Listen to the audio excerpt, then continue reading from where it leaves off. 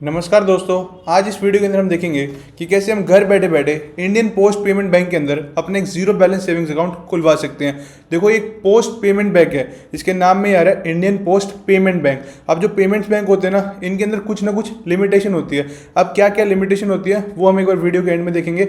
एक बार इसका पूरा का पूरा प्रोसेस देख लेते हैं कि कैसे हम घर बैठे बैठे इंडियन पोस्ट पेमेंट बैंक के अंदर अपने एक जीरो बैलेंस सेविंग्स अकाउंट खुलवा सकते हैं। तो इंडियन पोस्ट पेमेंट बैंक में अपना अकाउंट खुलवाने के लिए सबसे पहले हम इनकी ऑफिशियल एप्लीकेशन डाउनलोड करनी होगी, जिसका नाम है यहाँ पर IPPB मोबाइल बैंकिंग। तो आपको यहाँ पर इसको इंस्टॉल करना होगा। जैसे आप इंस्टॉल करोगे उसके बाद यहाँ पर आपके सामने कुछ इस तरीके का इंटरफेस आएगा।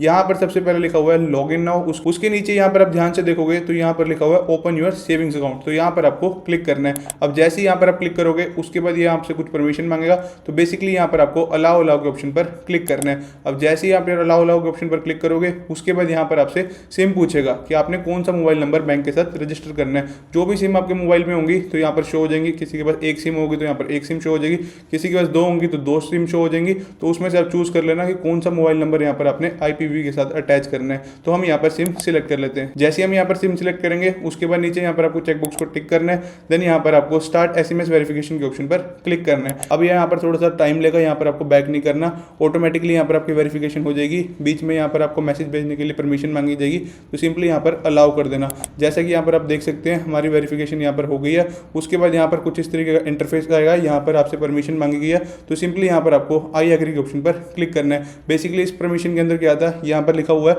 कि जो ये इंडियन पोस्ट पेमेंट बैंक का अकाउंट है इसकी यहाँ पर आपको साल की एक बार फीस भरनी पड़ेगी। कितनी फीस है, यहाँ पर लिखा हुआ है 149 रुपये प्लस GST, जो मोटा मोटा यहाँ पर 175 रुपये पड़ती है। तो सिंपली यहाँ पर आपको आई एग्री के ऑप्शन पर क्लिक करना है। अब जैसे ही आप आई एग्री के ऑप्शन पर क्लिक करोगे उसके बाद यहाँ पर आपसे फटका डिक्लेरेशन मांग रहा है। तो यहाँ पर आपके सामने कुछ इस तरीके का इंटरफेस आएगा। तो यहाँ पर लिखा गया are you are resident of tax purpose outside of India. तो यहाँ पर आपको नो करना है। उसके बाद यहाँ पर आपको अपना आधार नंबर सिलेक्ट करना है। देन यहाँ पर जो भी आपका आधार कार्ड का नंबर हो उसे यहाँ पर एंटर कर देना।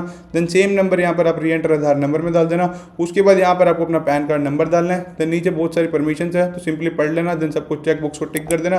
देन सबमिट के ऑप्शन पर क्लिक कर देना। अब जैसे ही आप सबमिट के ऑप्शन पर क्लिक करोगे तब आपके फोन पर एक OTP जाएगा। तो सिंपली उस OTP को यहाँ पर एंटर कर देना। OTP एंटर करने के बाद अब यहाँ पर आपके सामने कुछ इस तरीके का इंटरफेस आ जाएगा। यहाँ पर लिखा हुआ है सबसे पहले आपको अपनी पर्सनल इन्फॉर्मेशन भरनी है, पैन कार्ड और एड्रेस भरना है, नॉमिनी डिटेल डालनी है, एडिशनल इन्फॉर्मेशन, अकाउंट इन्फॉर्मेशन। तो ये बेसिक से 4-5 स्टेप्स हैं, तो आपको सबको फिल करना है। तो सबसे पहले हम यहाँ पर पर्सनल इन्फॉर्मेशन पर क्लिक करते हैं। अब जैसे ही हम पर्सनल इन्फॉर्मेशन पर क्लिक करेंगे तब यहाँ पर आपकी बेसिक डिटेल जो भी आपके आधार कार्ड से फेच कर ली गई है। उसके बाद यहाँ पर आपकी माता जी का नेम पूछा गया। तो यहाँ पर ऑप्शन आएगा मदर्स मिडन नेम। तो जो भी आपकी माता जी का नाम शादी से पहले था उसे यहाँ पर एंटर करना है। उसके बाद देखो जिनकी शादी हो गई है उसके बाद यहाँ पर पूछा गया हस्बैंड और वाइफ का नेम, तो वो यहाँ पर एंटर कर देना। जिनकी शादी नहीं है तो ये ऑप्शन नहीं आएगा। उसके बाद यहाँ पर आपकी मदर्स का नेम पूछा गया, तो जो भी आपकी माता जी का नाम है उसे डाल देना। उसके नीचे यहाँ पर पूछा गया फादर्स नेम, तो जो भी आपके पिताजी का नाम है उसे डाल देना। उसके बाद यहाँ पर पूछा गया नेम एज पर KYC, तो जो भी आपका नेम पैन कार्ड पर हो उसे यहाँ पर लिख देना। उसके बाद नीचे यहाँ पर आपसे आपकी ईमेल आईडी पूछी गई है, तो जो भी आपकी मेल आईडी है उसे यहाँ पर एंटर कर देना। ये सारी बेसिक डिटेल डालने के बाद सिंपली यहाँ पर आपको सेव के ऑप्शन पर क्लिक करना है। अब जैसे ही आप सेव के ऑप्शन पर क्लिक करोगे तब यहाँ पर एक OTP आपकी मेल पर जाएगा। तो बेसिकली अपनी मेल आईडी खोल लेना। देन जो भी OTP यहाँ पर गया उसे यहाँ पर एंटर कर देना। OTP एंटर करने के बाद अब यहाँ पर आपको सबमिट के ऑप्शन पर क्लिक करना है। अब जैसे ही आप सबमिट के ऑप्शन पर क्लिक करोगे तो यहाँ पर पर्सनल इन्फॉर्मेशन के आगे टिक लग गया, मतलब हमारा एक स्टेप कंप्लीट हो गया। उसके बाद यहाँ पर जो दूसरा स्टेप है वो है यहाँ पर पैन एंड कम्युनिकेशन एड्रेस। तो यहाँ पर आपको उसको सिलेक्ट करना है। अब जैसे ही आप पैन वाले ऑप्शन पर क्लिक करोगे उसके बाद यहाँ पर आपके सामने कुछ इस तरीके का इंटरफेस आएगा। यहाँ पर सबसे पहले लिखा गया है आपका परमानेंट एड्रेस। बेसिकली ये जो एड्रेस है ये आपका आधार कार्ड से फेच कर लिया गया है। अब उसके बाद कई बार क्या होता है ना, कई बार लोग ना अपने आधार कार्ड वाले एड्रेस पर नहीं रहते, वो जॉब के सिलसिले में बाहर चले जाते हैं, कहीं पर रेंट पर रहते हैं। तो जहां पर भी लोग अभी हाल फिलहाल रहते हैं वो कम्युनिकेशन एड्रेस के अंदर आता है। तो जिनका भी आधार कार्ड का एड्रेस और कम्युनिकेशन एड्रेस सेम है, मतलब कि आप अपने आधार कार्ड वाले एड्रेस पर रहते हो तो उसको यहाँ पर नीचे ऑप्शन को टिक रहने देना। पर जिनका भी आपका आधार कार्ड का एड्रेस और कम्युनिकेशन एड्रेस अलग अलग है तो इसको अनटिक करके अपना कम्युनिकेशन एड्रेस भर देना। तो हमारे केस में ये दोनों ही एड्रेस सेम है तो हम इसे यहाँ पर टिक रहने देंगे। उसके बाद बेसिकली हम सिंपली यहाँ पर सेव के ऑप्शन पर क्लिक कर देंगे। अब जैसे ही हम सेव के ऑप्शन पर क्लिक करेंगे तो यहाँ पर आप देख सकते हो सेकंड ऑप्शन भी यहाँ पर टिक हो गया। उसके बाद यहाँ पर थर्ड ऑप्शन आता है नॉमिनी का। तो देखो नॉमिनी बनाना बहुत अच्छी आदत होती है, तो हम भी यहाँ पर नॉमिनी बना लेते हैं। तो सिंपली हमें करना कुछ नहीं है, नॉमिनी डिटेल्स के ऑप्शन पर क्लिक करना है। अब जैसे ही आप इस ऑप्शन पर क्लिक करोगे तब आपके सामने कुछ इस तरीके का इंटरफेस आएगा। यहाँ पर लिखा हुआ है येस विश टू नॉमिनी का, तो यहाँ पर आपको इस पर क्लिक करना है। जैसे ही आप इस पर क्लिक करोगे उसके बाद यहाँ पर आपको नॉमिनी की बेसिक डिटेल डालनी है। जैसे स्टार्टिंग में पूछा गया कि नॉमिनी का क्या नाम है, उसका नेम एंटर कर दो। नॉमिनी की डेट ऑफ बर्थ क्या है उसे यहाँ पर डाल दो। आपका आपका नॉमिनी के साथ क्या रिलेशन है तो उसे सिलेक्ट कर लेना। उसके बाद यहाँ पर आपको नॉमिनी का एड्रेस डालना है। तो ये सारी बेसिक डिटेल डालने के बाद सिंपली हमें नीचे यहाँ पर सेव के ऑप्शन पर क्लिक करना है। अब जैसे ही हम सेव के ऑप्शन पर क्लिक करेंगे तो यहाँ पर आप देखना आपका थर्ड ऑप्शन भी यहाँ पर टिक हो गया है। उसके बाद नेक्स्ट ऑप्शन यहाँ पर आता है एडिशनल इन्फॉर्मेशन का। तो सिंपली यहाँ पर आपको अपनी बेसिक इन्फॉर्मेशन डालनी है। सबसे पहले यहाँ पर पूछा गया आपकी नेशनलिटी, तो यहाँ पर सभी इंडियन है तो यहाँ पर इंडियन सिलेक्ट कर लेना। उसके बाद आपका मैरिटल स्टेटस पूछा गया तो वो यहाँ पर अपने अकॉर्डिंगली डाल देना। उसके बाद यहाँ पर आपसे आपकी ऑक्यूपेशन पूछी गई है, बेसिकली आप सैलरीड हो तो सैलरीड सिलेक्ट कर लेना।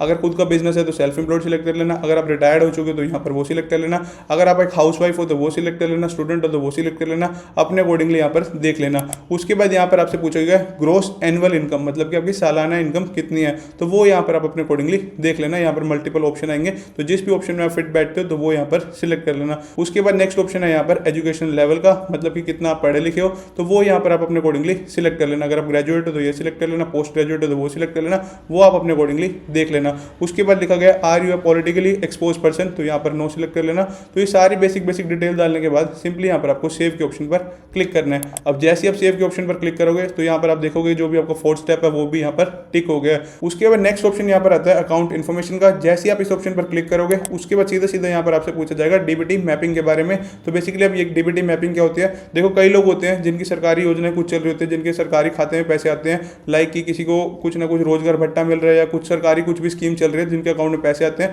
तो यहाँ पर लिखा गया कि वो पैसे आप इस अकाउंट में लेना चाहते हो कि नहीं लेना चाहते। तो जो लोग भी लेना चाहते हैं तो सिंपली यहाँ पर आप आई एग्री के ऑप्शन पर क्लिक कर देना। बट वैसे ही सभी को यहाँ पर generally no I don't want to receive DBT के ऑप्शन पर क्लिक करना है। जैसे आप इस ऑप्शन पर क्लिक करोगे उसके बाद यहाँ पर आपको सेव करना है। जैसे आप सेव करोगे तो आप देखोगे यहाँ पर आपके चारों पांचों प्रोसेस यहाँ पर टिक हो गए हैं। तो सिंपली अब नीचे ऑप्शन आ जाएगा कंटिन्यू का, तो सिंपली यहाँ पर आपको कंटिन्यू के ऑप्शन पर क्लिक करना है। अब जैसे आप कंटिन्यू के ऑप्शन पर क्लिक करोगे तो यहाँ पर आपको कंफर्म करने के लिए बोला गया जितनी भी अभी तक आपने डिटेल्स डाली हैं तो सारी की सारी डिटेल्स एक बार कंफर्म कर लेना। उसके बाद नीचे यहाँ पर आपके पास दो चेकबॉक्स आएंगे। तो सबसे पहला चेकबॉक्स है यहाँ पर लिखा हुआ है सब्सक्रिप्शन चार्जेस ऑफ 175। तो स्टार्टिंग में जो लिखा हुआ था इन्होंने 145 प्लस जीएसटी, तो यहाँ पर इन्होंने जीएसटी लगा के टोटल अमाउंट बता दिया 175 रुपये आपको इस अकाउंट को खुलवाने के लिए देने पड़ेंगे। तो सिंपली इस चेकबॉक्स को यहाँ पर टिक करना है। उसके बाद यहाँ पर कुछ टर्म्स एंड कंडीशन है, इस पर क्लिक करके सारी टर्म्स एंड कंडीशन पढ़ लेना। तो बेसिकली इस चेकबॉक्स को भी यहाँ पर आपने टिक करना है। तो दोनों ही चेकबॉक्स को टिक करने के बाद सिंपली यहाँ पर आपको कंफर्म के ऑप्शन पर क्लिक करना है। अब जैसे ही आप कंफर्म के ऑप्शन पर क्लिक करोगे उसके बाद यहाँ पर आपके पास ऑप्शन आएगा सेट एमपिन का।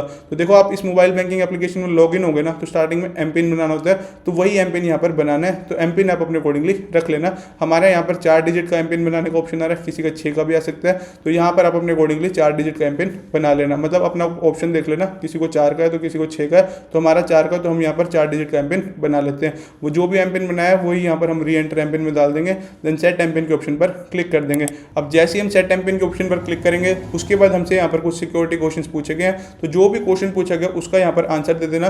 बेसिकली किस लिए होता है, कल को आप अपना पासवर्ड भूल जाओ कुछ है तो ये रिकवरी के टाइम पर हेल्प करते हैं, तो इसे एक बार ढंग से भरना। तो जो भी सिक्योरिटी क्वेश्चन पूछा गया like what is the place of your birth, तो हम यहाँ पर अपना प्लेस ऑफ बर्थ भर देते हैं। तो यहाँ पर अपना उसका भी याद रखना, केस सेंसिटिव होता है लाइक छोटा बड़ा, तो वो उसका भी देख लेना।